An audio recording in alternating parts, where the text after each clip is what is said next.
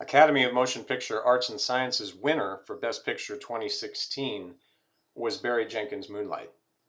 While the film traverses a triptych in the life of a black man through boyhood, adolescent, and adult ages, I focus on merely the final 2 minutes footage of positionality between this person and his childhood friend whom he parted ways with during adolescent years.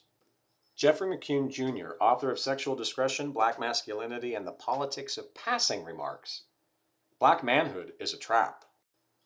Ronald Jackson II, author of Scripting the Black Masculine Body, Identity Discourse and Racial Politics in Popular Media, clarifies, "The indisputable and tragic reality is that black males have been pathologized and labeled as violent, criminal, sexual, and incompetent, uneducated individuals. It is this prevalent set of stereotypical depictions of black masculinity as a stigmatized condition or of black males as an endangered species that makes it extremely difficult to theorize black masculinities in the same way as white or other marginalized group masculinities." My reading of the following screenshots from the final scene of Moonlight suggests a positionality of human physical interaction often lost in the bucket-thinking world of both racial and sexual identifications, an America of black or white yet forces itself to traverse. My final presentation for this course is entitled Hidden Dimensions of Black Queer Representation, Seen Through Flickering Moonlight. The scene opens with a black man of imposing muscular stature, thick gold fronts, neck chain, short cropped hair, beard, diamond earrings, speaking, "You're the only man that's ever touched me."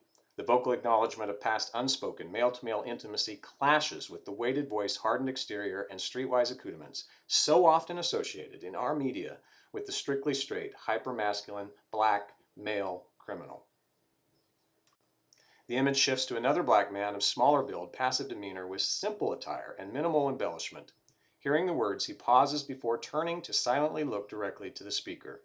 While his appearance lacks hypermasculinity, movements maintain disciplined, otherwise stereotypical heteronormative qualities. His eyes pierce deeply in search of meaning. The speaker stares easy, body quivering slightly, "You're the only one." He adds, eyebrows underscoring the reality of his extreme isolation. Laboriously, he divulges, "I haven't really touched anyone since." With disjointed breath, eyes move between floor, empty space, and the other's eyes. The smaller man rotates to face him fully. His initial tension at first hearing his words seconds earlier eases. We cut to profiles of the two men facing one another in a kitchen. Over its table, a child's drawings adorn the wall. They are in the home of the silent man's family. Returning to the second man, his expression softens further, as his distant gaze of awakening understanding turns to an easy smile, as he returns eye contact once again and takes a breath himself, to then slightly bolster his own posture. The speaker takes his lead and steadies his own stance, clear his expression, and maintain eye to eye. The scene dissolves to dim light, with the speaker's head rested on his friend's shoulder. The smaller man stares in his own lap with a look that appears to traverse time and space. His fingertips traverse the tortured scalp of memory. His arm lowers around the imposing frame and eyes close. Immediately, we stand behind the slender, glistening black torso of the boy, standing with the ocean at his feet and the moonlit horizon at even level with his brow. The camera moves slowly toward the younger version of the now cradled man who began the full-length feature. Over his shoulder, he looks us in the eyes, and we see once again unbroken, challenging innocence.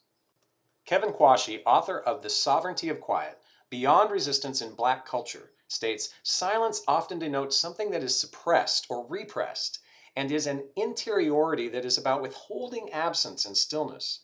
Quiet, on the other hand, is presence and can encompass fantastic motion."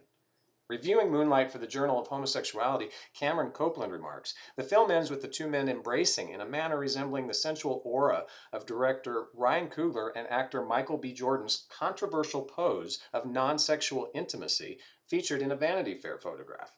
The silent question is, why is such a photograph controversial? Whether you call them black men, black boys, black fathers, black brothers, or black human beings, who defines the meanings, motivations, and limitations for unpublicized, physically intimate relationships between such individuals? Essentially, all definitions of masculinity are a matter of positionality.